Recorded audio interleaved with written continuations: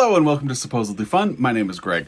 We are here today to do what I think is one of the most exciting things I do every month, a book haul. We're here to talk about the books that I brought into my library in the month of September. As always, I think it's a really interesting mix of books. I'm always curious about what people bring into their library and all that stuff. So I am somebody who loves a book haul, and I love sharing the books that I got with you. So we're going to start with a special book.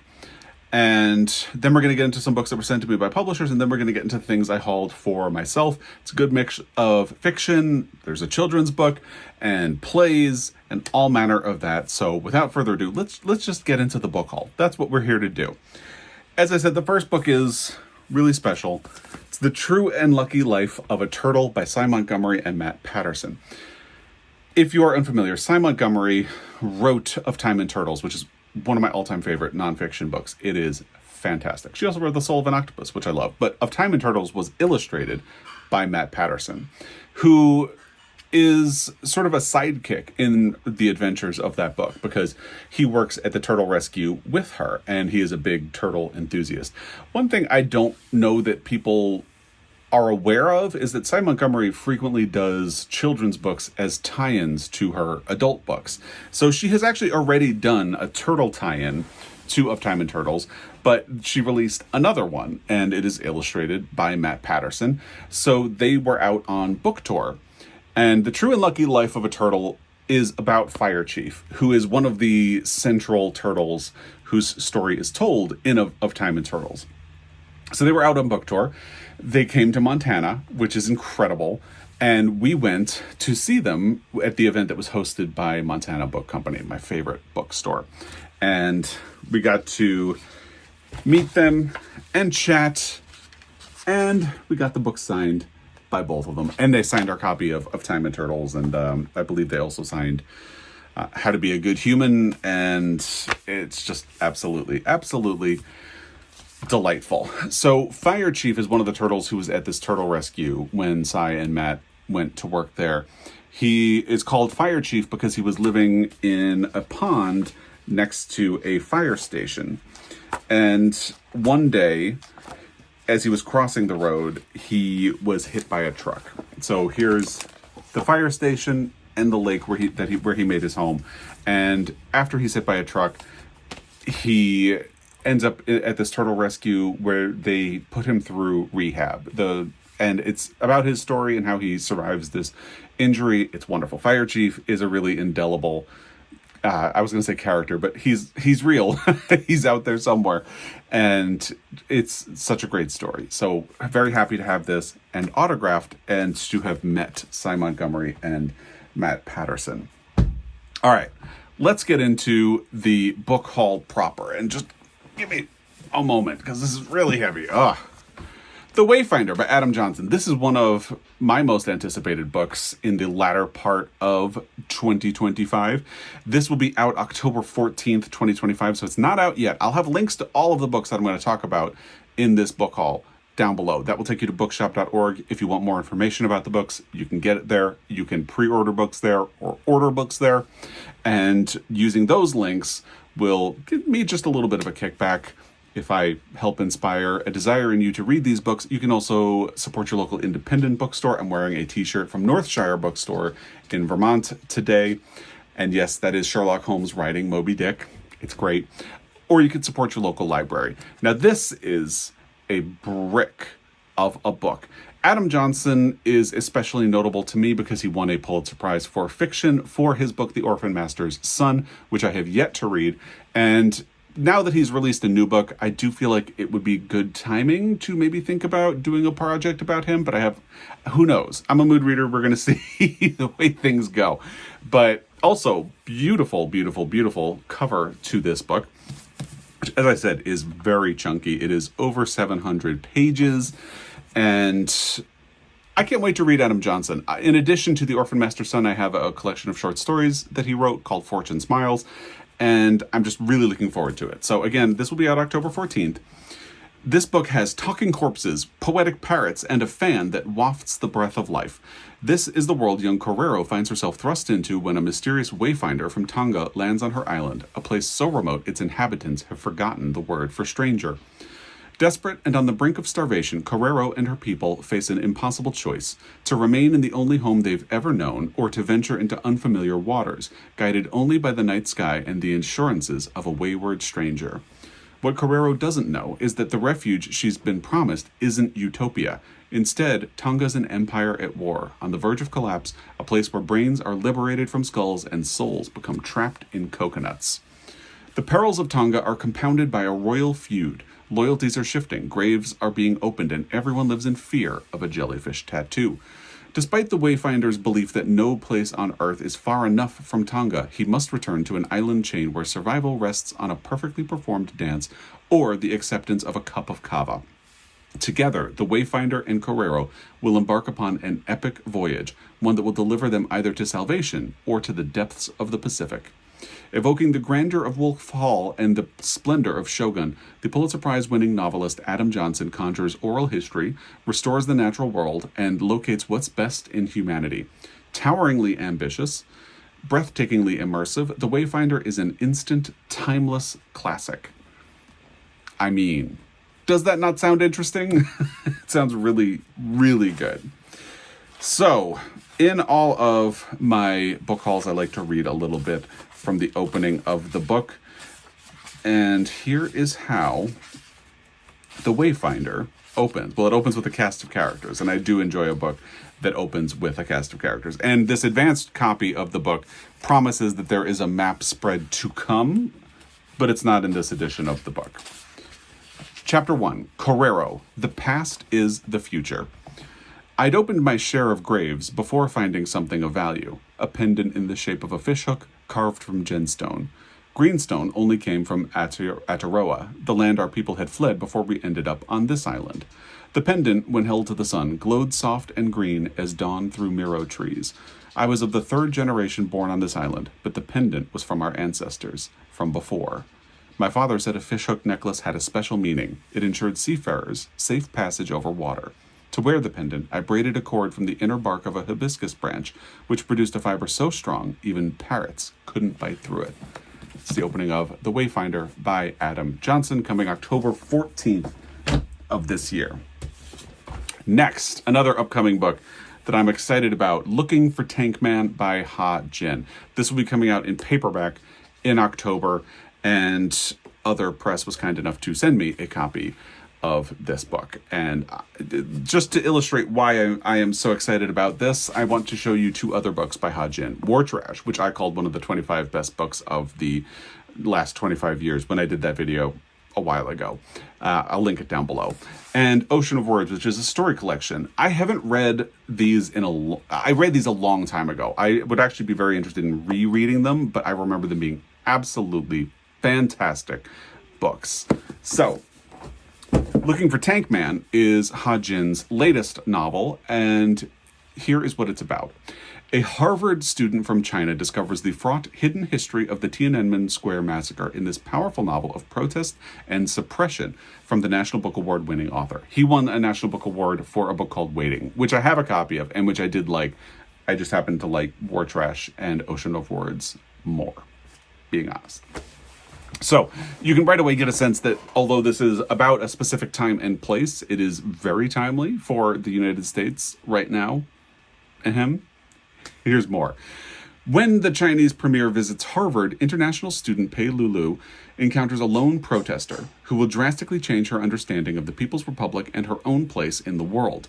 For the first time, Lulu learns of the 1989 protest movement and the government's violent response.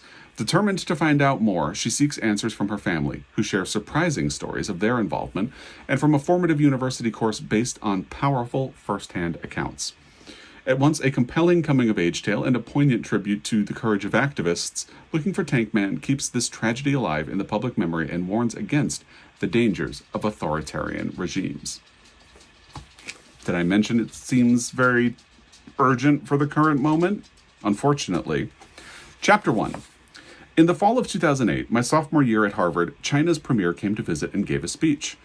Urged by the officials of the Chinese embassy in D.C., we gathered in the central quad of campus to welcome the delegation. We were each holding a tiny red flag printed with 5 stars provided by the Chinese Students and Scholars Association of our school. Most of us felt obligated to join the welcoming crowd because the delegates, even though we disliked them as officials, were from our motherland. That's the opening of Looking for Tank Man by Ha Jin, coming out in October.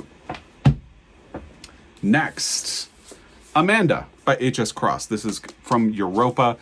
And actually, I can't remember if this one is out now or if it is still to come. This one is out now, but I was lucky enough to get a copy from Europa. And what a beautiful jacket and design. It was one of my most anticipated books for the last part of 2025, as was Looking for Tank Man. And I believe I mentioned the Wayfinder in that one as well. I'll link that video down below. England in the 1920s is a nation in turmoil, its foundations shaken by the Great War and the collapse of genteel Edwardian society. The streets are haunted by shell-shocked men, runaways, mutilated veterans, damned poets, and revolutionaries. Marion has fled Galway for Oxford after her elopement with a violent man ended violently. In the city of dreaming spires, where the cobbled streets, barely lit pubs, and underground book presses hum with restless energy, she meets Jamie, a damaged soul like her, who is struggling to recover from his experiences at the front. He alone sees her scars. She alone knows his secret name. Their love is wild, dangerous, and absolute. Everything, it seems, is at stake. When Marion suddenly disappears without explanation, Jamie throws himself into professional ambitions to distract from his loss and despair. But their love is like gravity, an undeniable force pitted against all that would keep them apart. At once an erotic drama, a formally inventive romantic epic, and a historical novel written with emotional intensity, Amanda is a poignant atmospheric meditation on love, trauma, and redemption. H.S. Cross has given readers a stylish, unforgettable novel on the infinite varieties of human experience. And there's a blurb on the back from the starred review it got from Kirkus that mentions that Cross's voice, some combination of Edna O'Brien, Muriel Spark, and maybe a pinch of Jane Austen, which I find absolutely fascinating as well. Here is how the book opens. Part 1 is in London. If you would know the flavor of gooseberries, you must go where they are found and pull them off the bushes. She pulsed with shame to think of the poems she'd once written, thinking they were deep. Thinking was a vain act. That is the opening of Amanda by H.S. Cross, which is available right now. All right, now we have Pick a Color by Suvankam Tamavangsa. And this book, again, I don't remember if it's out now. I'm going to quickly cheat and double check. Okay, so this is coming out September 30th. So as I'm filming this, it will be coming out on Tuesday. But I was lucky enough to get a copy from Little Brown. This had been one of my most anticipated books that I mentioned earlier in the summer about books that were still to come. And I'm so glad I got a copy of it. So it came with a letter from the author, and I do want to read the middle part of that letter because I think it is part of what makes this book sound so interesting to me. When we think about intelligence, we often think of people who read books, who have gone to fancy schools, and rightly so, but we rarely think of the person who can read a situation, who can read a person. And when we do see someone observe, think, opine, we often only can imagine these from characters who are writers, artists, professors. A nail salon worker on an ordinary day does this too. So this book, you can guess then, follows a worker at a nail salon who is, let's do this proper. Ning is a retired boxer, but to the customers who visit her nail salon, she is just another worker named Susan. On this summer's day, much like any other, the Susans buff and clip and polish and tweeze. They listen and smile and nod. But beneath this superficial veneer, Ning is a woman of rigorous intellect and profound complexity. A woman enthralled by the intricacy and rhythms of her work, but also haunted by memories of paths not taken and opportunities lost. A woman navigating the complex power dynamics among her fellow Susans, whose greatest fears and desires lie just behind the gossip they exchange. As the day's work grinds on, the friction between Ning's two identities, anonymous manicurist and brilliant observer of her own circumstances, will gather electric and crackling force, and at last demand a reckoning with the way the world of privilege looks at a woman like Ning. Told over a single day with razor-sharp precision and wit, Pick a Color confirms Suvankam Tamavangsa's place as literature's premier chronicler of the immigrant experience in its myriad, complex, and slyly subversive ways. I mean, I am sold pretty hard on this book. It's also short. Let's see exactly how long it is. With the acknowledgements, it's 185 pages, so very doable. Here's how it begins. Everyone is ugly. I should know. I look at people all day.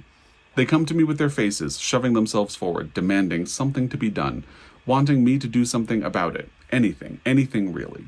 Please, they say. Now, I don't do magic. I can't make things appear or disappear. I can only work with what's in front of me. And there's a lot there in front of me. Pick a Color by Suvankam Tamavangsa. Can't wait to read this book. The next one, something I'm actually working my way through right now, Buckeye by Patrick Ryan. I am currently 80 pages in. Now, if you've seen my Friday Reads video, I'll link it down below. I talk about how I'm feeling a little stuck, but I think I'm feeling a little stuck with this book because one of the characters has the ability to converse with the dead.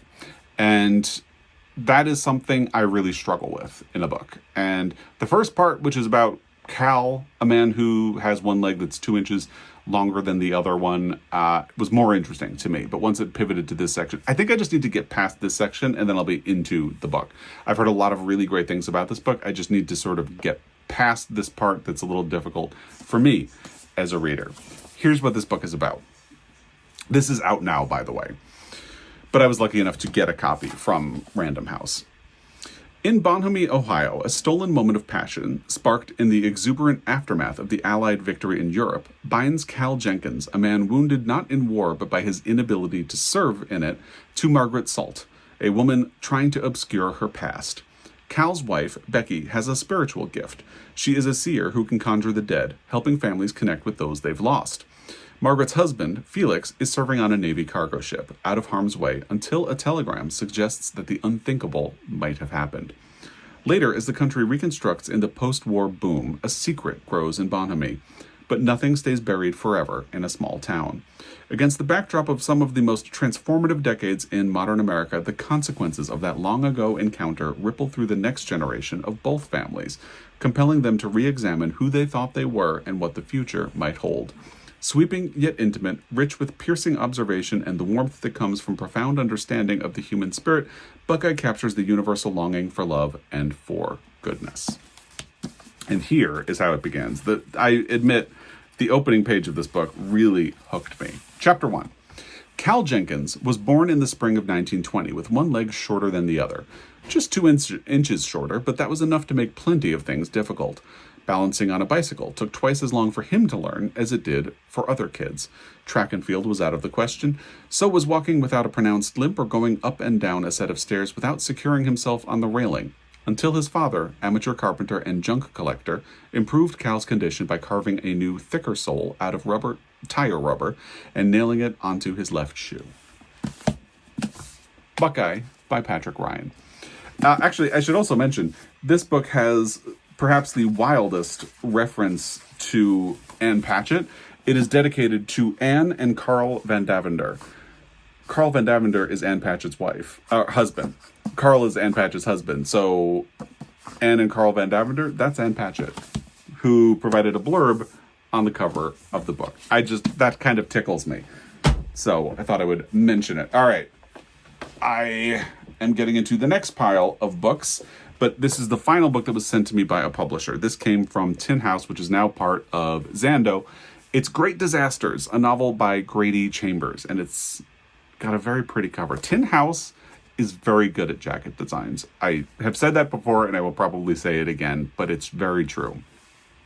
For fans of Ben Lerner's The Topeka School and Richard Linklater's Boyhood, Great Disasters is a stirring debut novel about 6 young men coming of age and the enduring friendships that make us who we are, even as our paths diverge. And that sounds very up my alley. Here is how it begins. The first part is called Freshman. In those years, we lived like sisters. I almost wrote brothers. We were boys, but that doesn't feel accurate. We slept over. We shared clothes. We competed. We knew each other's bodies as I imagined sisters did. I saw this movie once with a hidden garden in it. I remember a group of sisters, the deep green of the garden walls, the cream of the girls' dresses. I'm afraid this won't make sense, but somehow in memory it mixes together. My own childhood, the garden in the movie, the girls hidden inside it, so that they've become somehow us. Let's stop there. That is Great Disasters by Grady Chambers. Thank you to Tin House, which is now part of Zando, and it sounds really interesting. I cannot wait to read it. Tin House has been a pretty reliable publisher for me. Now we get into the stuff that I got for myself. The first one I want to talk about is Watership Down by Richard Adams. Now, I have resisted reading this book for a long time because there was an animated version of this movie that absolutely traumatized me as a kid. I have consistently heard good things about Watership Down in all of the years since then, but I just immediately go back to the trauma and the upset and the crying and all of that stuff that came from this animated movie that I saw as a child, which is funny because I don't even remember anything that happened. I only remember the trauma. So everything in this book will be new to me, but yet I have this association of trauma with it. So what got me around that? Well, Joel and I were talking recently, and I never got to know his mother. And we were talking about, I asked him if his mother was a reader. And he mentioned he remembers she liked Watership Down and The Thornbirds. So I thought to myself, it would be really interesting to read one of the books that she liked. Maybe not her favorite book, but a book that she really liked. So I debated between Watership Down and The Thornbirds, and I was in my local used bookstore just this past week, and I asked one of the people at the desk if they had read Watership Down, and they said that they had, and they loved it. And somebody actually, so the way this used bookstore is arranged is that clearly at one point it was two different stores, and they combined them into one, because in the very front of the store you can get through to both sides, and then there's a little wall, and the desk where you pay sort of wraps around that, but there's a little partition in the middle, so if you're on this side, you can't see what's happening at the other registers. So somebody came running around from that side to say, did somebody say Watership Down? I love that book. So that convinced me to do it. And I told them about the trauma, and they told me, I totally get it. The woman who came running around from the other side had actually seen the movie, and she said, they make it scarier in that movie. And there is a little bit of trauma, sad things happen, but it's not as bad as that animated movie would lead you to believe. So I'm going to give it a try. I don't know when, but this is sort of in honor of Joel's mother, the mother-in-law that I was never able to meet. Watership Down is the remarkable tale of exile and survival, of heroism and leadership, the epic novel of a group of adventurers who desert their doomed city and venture forth against all odds on a quest for a new home, a sturdier future. And what they don't mention there is that these protagonists are rabbits. And I actually really had a hard time finding this book in the store, and it's because it didn't occur to me to look in science fiction, but that's where it was. It opens with a map, and you know I love a book with a map. Here's how the book begins. Part 1, The Journey. The notice board, we're going to skip over that and say the primroses were over. Toward the edge of the wood, where the ground became open and sloped down to an old fence and a brambly ditch beyond, only a few fading patches of pale yellow still showed among the dog's mercury and oak tree roots. On the other side of the fence, the upper part of the field was full of rabbit holes. In places, the grass was gone altogether, and everywhere there were clusters of dry droppings through which nothing but the ragwort would grow. And we're going to stop there. That is the beginning of Watership Down by Richard Adams. Pray for me when I do get around to reading it. All right. I haven't read Bellies by Nicola Dinan yet, but I saw Disappoint Me in that used bookstore, and I thought, I'm just going to get it, because it also sounds like Bellies. It sounds very interesting to me. So I picked up this copy of it, and hopefully we'll be reading it at some point. An electrifying story of love, betrayal, and the complicated allure of bougie domesticity. 30 years old, with a lifetime of dysphoria and F-boys rattling around in her head, Max is plagued by a deep dissatisfaction. Shouldn't these be the best years of her life? Why don't they feel that way? After taking a spill down the stairs at a New Year's Eve party, she decides to make some changes. First, a stab at good old-fashioned heteronormativity.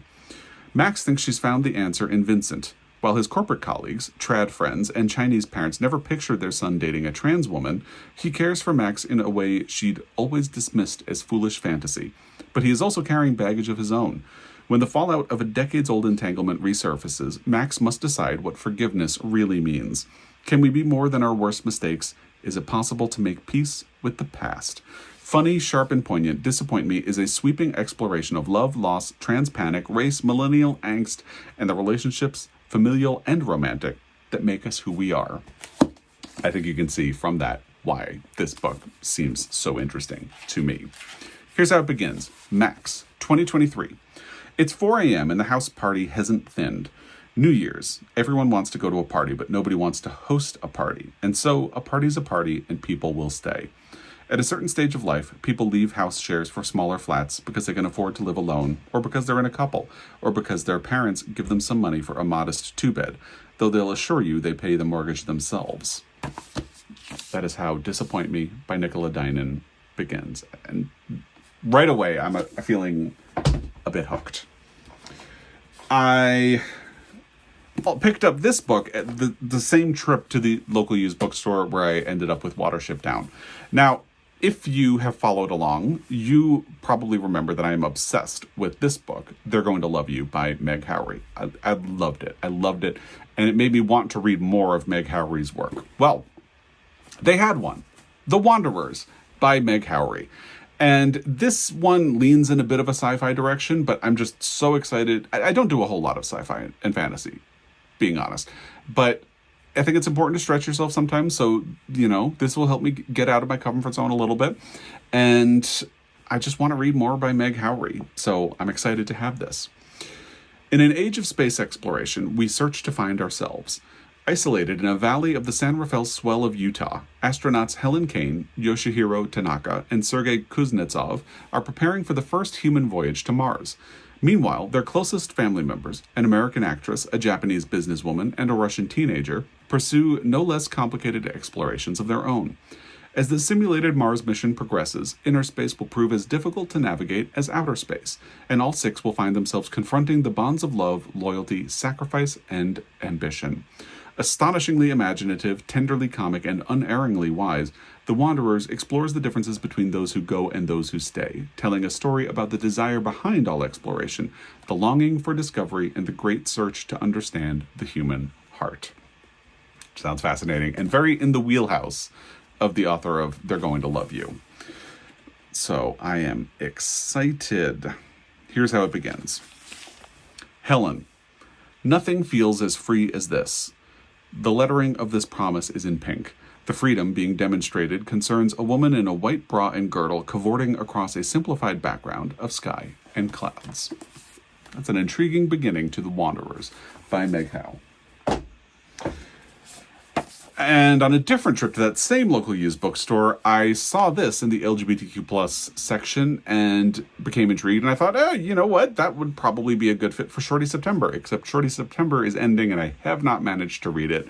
But that's okay because I feel good having this in my collection. I think sounds really interesting. And since it's so short, let's see, it is 139 pages. It could be very interesting to fit in at some point. A young writer moves from the country to the city and falls in love with another woman for the very first time. From the start, the relationship is doomed. With startling clarity and breathtaking tenderness, Chloe Caldwell writes the story of a love in reverse, of nights spent drunkenly hurling a phone against a brick wall, of early mornings hungover in bed, curled up together, of emails and poems exchanged at breakneck speed. Women lays bare the fierce obsession of addictive love and asks the question, what, if anything, can who we love teach us about who we are? Capturing the feverish heartbreak of sapphic romance, painting a stark picture of an identity in crisis, and illuminating the exploratory possibilities of queer life, Women is an incandescent novella that brands the heart and sears the soul. I mean, I'm fascinated right away. Here is how it begins. Oh, there's a foreword. We're going to skip that. Here we go. What I know for certain this time. My pupils were expanding. I never figured out if this was a symptom of falling in love or a side effect of the Chinese herbs my trans friend Nathan was hooking me up with.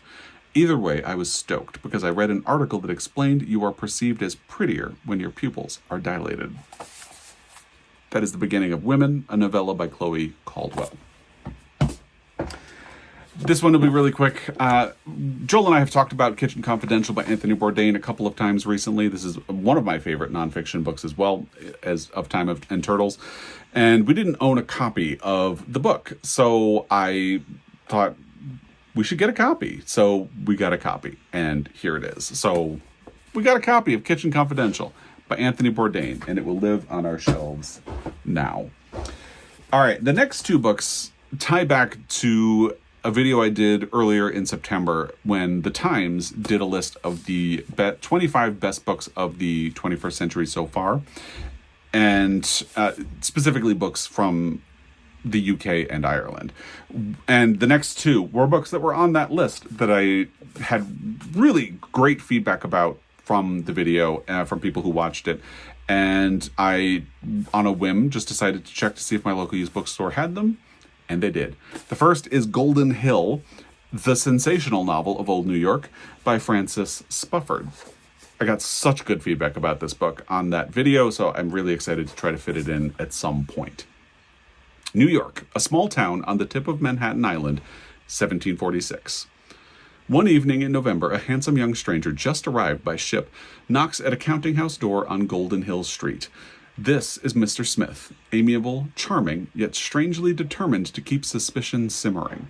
For in his pocket he has an order for £1,000, a huge sum, and he won't explain why or where he comes from, or what he is planning to do in the colonies that requires so much money.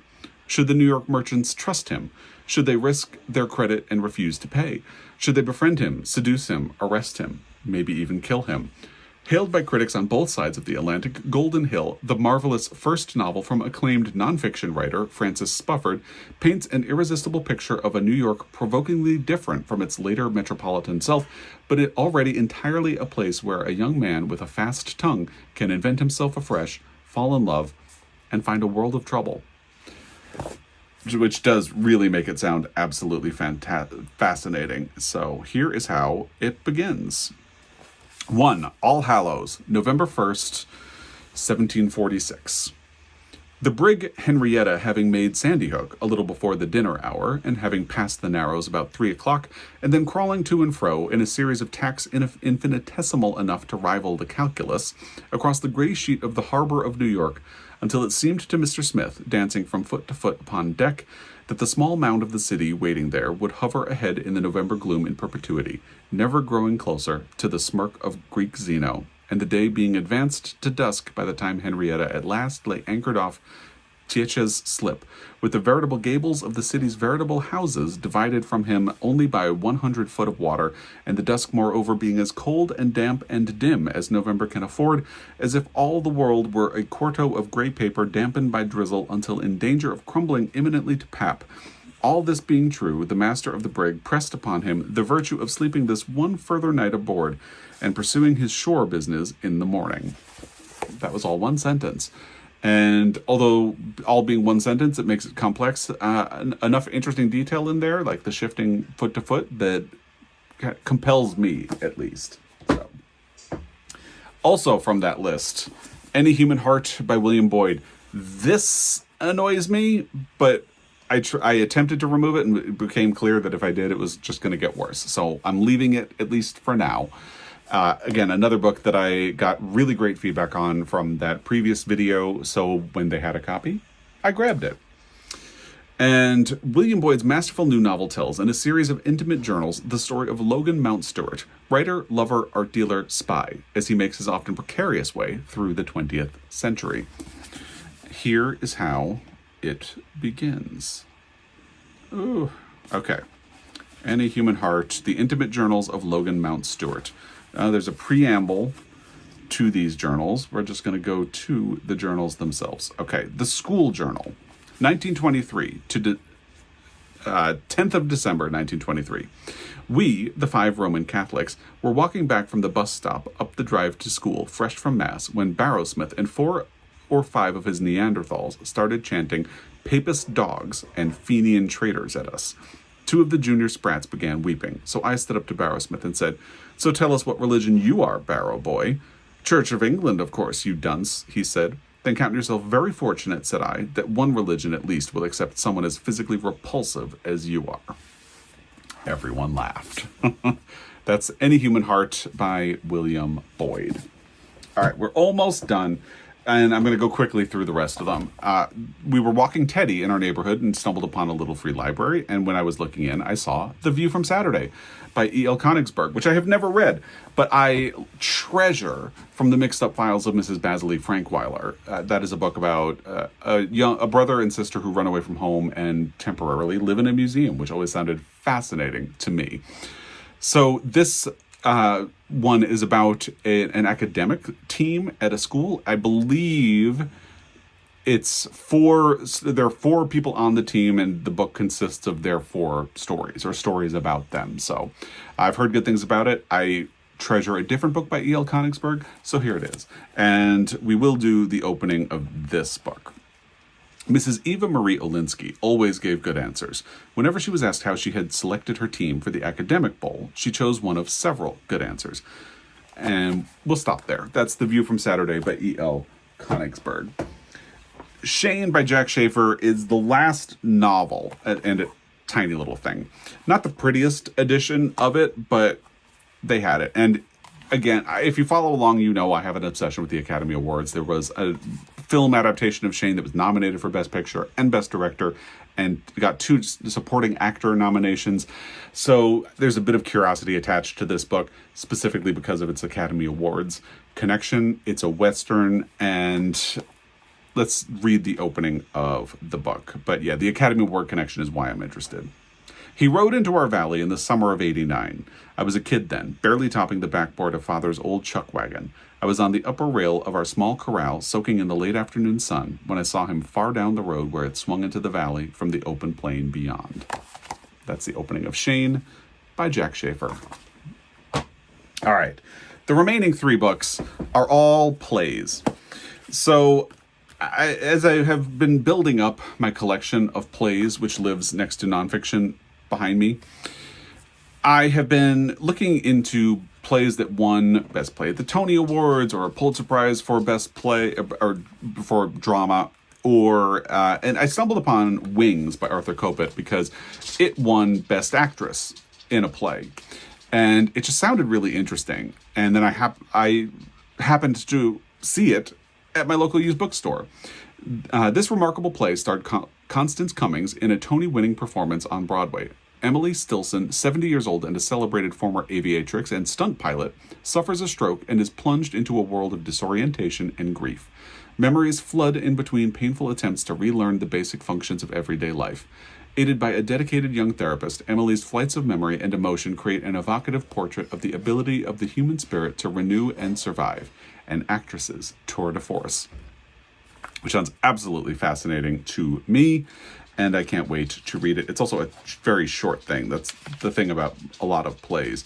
Yeah, it's 85 pages, but that includes like stage directions at either end. So then M. Butterfly, which was a Tony Award winner for Best Play, as it proclaims at the top. Based on a true story that stunned the world, M. Butterfly opens in the cramped prison cell where diplomat René Gallimard is being held captive by the French government and by his own illusions. In the darkness of his cell, he recalls the time when desire seemed to give him wings, a time when Song Liling, the beautiful Chinese diva, touched him with a love as vivid, as seductive, and as elusive as a butterfly. How could he have known then that his ideal woman was, in fact, a spy for the Chinese government, and a man disguised as a woman? In a series of flashbacks, the diplomat relives the 20-year affair from the temptation to the seduction, from its consummation to the scandal that ultimately consumed them both. But in the end, there remains only one truth. Whether or not Gallimard's passion was a flight of fancy, it sparked the most vigorous emotions of his life. And Butterfly. And then the final one is Rosencrantz and Guildenstern Are Dead, a play by Tom Stoppard. You probably already know what this one is about. And it doesn't actually describe the premise on the back, but you probably already know it. So I got a copy of that to add to my collection of plays, which I am hoping to revive reading. I used to read plays all the time, and I've gotten away from that, so I'd like to get back to that. So those are the books I brought into my library in the month of September. I'd love to hear your feedback about any of these books or recommendations based on my interest in any of them. Let me know in the comment section down below. As always, I really appreciate your time, and I will be back. Until next time, happy reading.